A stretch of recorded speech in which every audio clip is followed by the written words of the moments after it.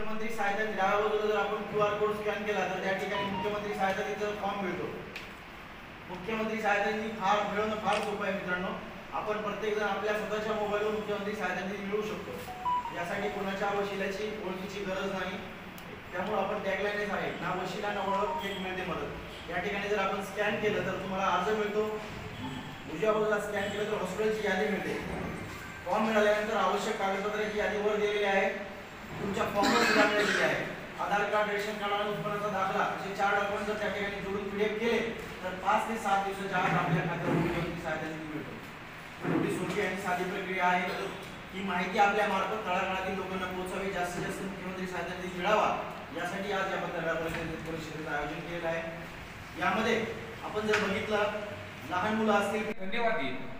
आणि फक्त एका गोष्टीसाठी या ठिकाणी आपण पत्रकार परिषद या मुख्यमंत्री सहायता निधीच्या माध्यमातून या ठिकाणी येतोय.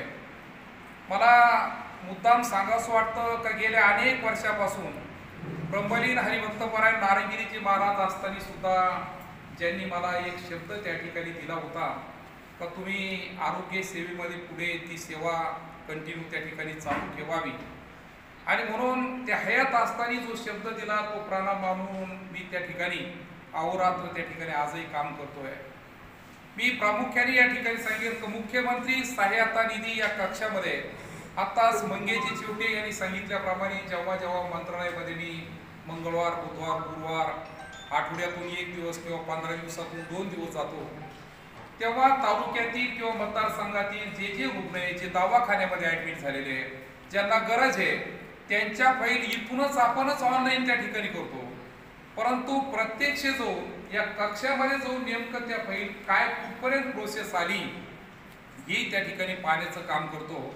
मी सांगेन का विकासाचं एखादं काम थांबून जाईल, परंतु एखाद्याचा आपल्या पत्रामुळं, आपल्या रौनमुळं, आपल्या सातव्या घातल्यामुळं एखाद्याचा प्राण वाचत असेल तर तितकी मोठी सेवा मला वाटतं या जगामध्ये दुसरी कोणती नाही.